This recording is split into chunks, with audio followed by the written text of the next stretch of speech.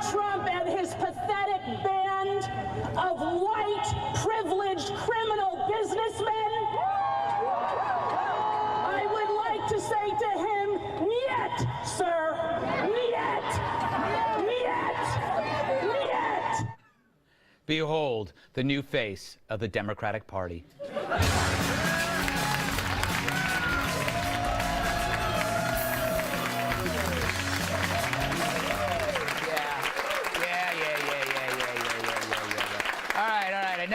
Enough from you people. President Trump had his most presidential week yet. He talked about building up the military on an aircraft carrier. He talked about fixing Obamacare to healthcare CEOs. He listened in on parent-teacher conferences at a school in Florida. Oddly, so did I. And of course, on Tuesday, in his address to Congress, he hit it out of the park. Of course, it helped that the park was the size of a yoga mat, meaning expectations were so low, his potential for killing it was high. Mind you, low expectations are awesome. My success is based on everyone thinking that I suck. But it didn't help the Democrats that before the speech, the media obsessed over a picture of Kellyanne Conway on a couch. Oh, the outrage. But worse things have happened on that couch.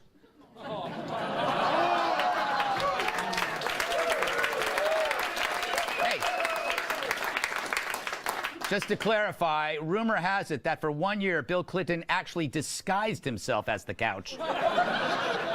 Poor Madeleine Albright. It scarred her for life. Got out of politics. But Trump's performance was so focused, it's as if he took all my advice and my Adderall. The best part, the Democrats. First, here's Liz Warren trying to clap. We have formed a council with our neighbors in Canada to help ensure that women entrepreneurs have access to the networks, markets, and capital they need to start a business and live out their financial dreams.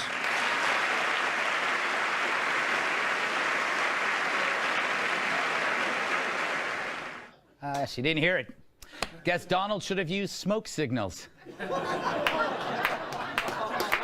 I don't even get it. What are you laughing about?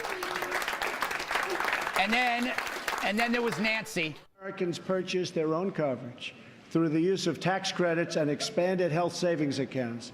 But it must be the plan they want, not the plan forced on them by our government. Did you just see Pelosi try to roll her eyes? It's the only thing on her face that still moves. Now, all in all, the Democrats look like they just eaten at Taco Bell, chased it with a large coffee, then realized there's no toilet paper in the bathroom. They squirmed like possums in a trailer park. After all, Trump's saying the things that they want to hear, but it's coming from him, and they can't admit it. They're like a child who refuses birthday cake because someone else's slice got all the frosting.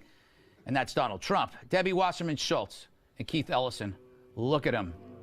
Oh, you don't have to. They're miserable. It's like they're married.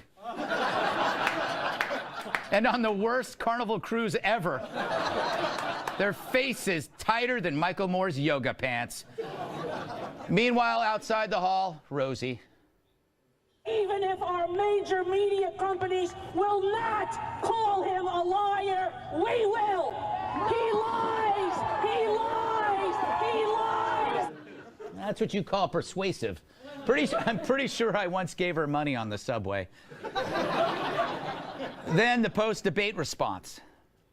This president's speech matter a lot less than the speeches of just about any other president because they're detached from his reality. He talks one way and does another. Elections have consequences, and you saw some of them last night. This was Steve Bannon on steroids with a smile. I mean, start out with alternative facts. Schumer, Pelosi, and Perez. What are three things that make you puke for 1,000, Alex?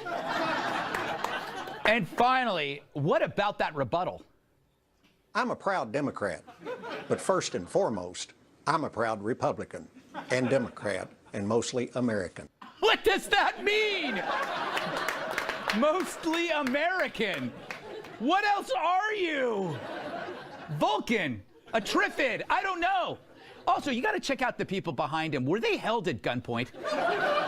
Did one of them silently mouth, "Please send help"? So instead of Cory Booker, we get a reverse mortgage spokesman. But I don't blame them. For so long, they had been pushing divisive identity politics, so the rebuttal was their feeble attempt to make amends. So they imitated Trump's outreach, but like a drunk accountant trying to sing Lady Gaga at karaoke, it grated. It was a disaster. So as the Democrats tried to beat Trump, Trump did a way better version of them. No wonder Rosie's pissed. Thank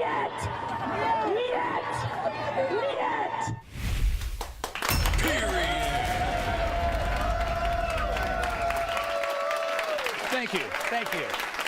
All right, let's welcome our guest tonight. Like Albert Einstein trapped in a house fire, she's as smart as she is hot. One of my co-hosts on The Five, Kimberly Guilfoyle. I love this man. He is so sharp, he can dice an onion with his thoughts. He's the creator and host of The Rubin Report, the great Dave Rubin. And great hair, by the way. Amazing hair. She loved the ending of Old Yeller. National Review reporter and Fox News contributor, Catherine Timpf. And finally, Niagara Falls is his foot bath. TNA wrestler and Fox News contributor, Tyrus.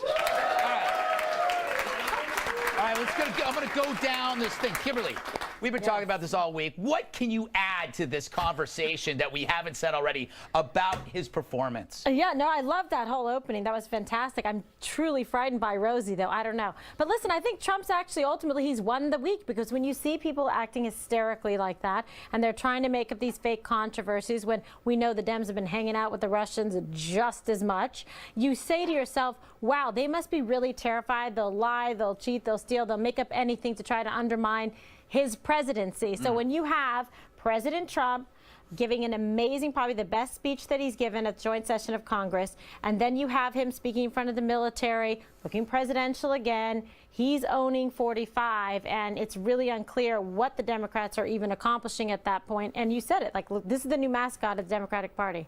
If they're lucky. You know what, Dave, when I watched his speech, it's not like it's Ted Cruz. It's more like Ted Baxter. He's right, you know, he's down the middle. He's not, I mean, shouldn't Democrats are going to have a hard time hating him if he starts spending all this money, right? Yeah, well, you know, first off, just on Rosie real quick, I like Rosie. We're friendly, but I am going to have to tell her that she too is white. Yes.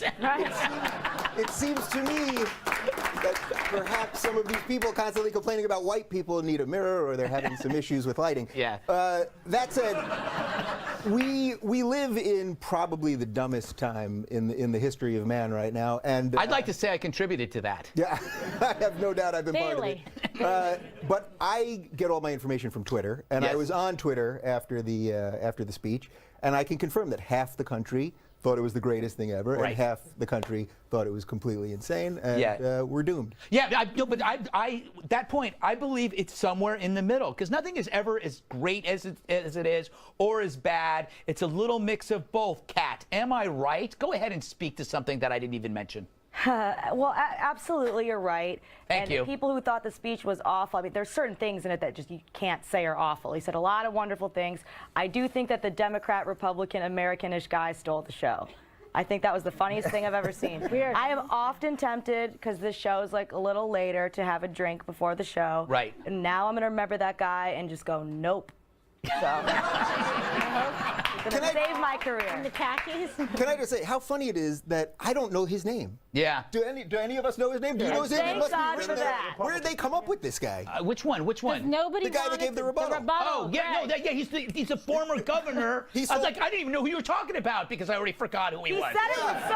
He said it with such confidence, too. Yeah, It wasn't his fault. He'll read whatever's on the teleprompter. He has Ron Burgundy syndrome. So you think he was framed? Whoever was typing it probably had a drink and was like Republican, Democrat. But you know what, Tyrus? I have to say that it was a noble experiment. They knew that they had marginalized a segment of society, so they built that diorama of dismal dudes. DDD. We live in an era of obstruction. Doesn't matter. Donald Trump could literally show up at that speech and have the cure for cancer in this hand, cure for AIDS in this hand, and the Democrats would, what, no flu cold? That's the era we live in. Obama had it. About Obama, right? Yeah, Obama had it. Now Trump has it. Yeah. His thing is just to keep going. They're gonna have their issues. They're gonna, no matter what he does, they're gonna have a problem with it. He could do, and that's just the state of our country. And they're thinking, they're banking on it. What it did for the Republican Party is going to help with them. The problem is the Republican Party is stuck with issues. They're being led by Rosie O'Donnell, and you are right. She is certainly white. We're not taking credit for that. That's all y'all. But it's going to backfire because they're doing it in a way they have no other solution. It's just we hate Donald Trump. And that's I don't think anybody wanted to show up for that rebuttal. I mean, it was like any takers. No one wanted to raise their hand and show up, so they got pulled him out of the bar, and there he was. Yes. That's like the he hopped on the tractor. elderly khaki ads for the Gap or something. Last point. Am I right though about the low expectations? Yeah. It wasn't. I think that helped. Like it helped him. Opposition is his fuel, his supplement, right? Yeah, if the bar is Hitler, pretty easy to exceed it. Yes. Well, we all have a friend like this, like a friend who's crazy, who says crazy things, and every now and again they're going to say something that sounds right, and you go, holy Jesus, that is a genius right there. Like Greg, that's what we say every day. Thank you for that. All right. It's true. I got to move on, Kimberly. All right.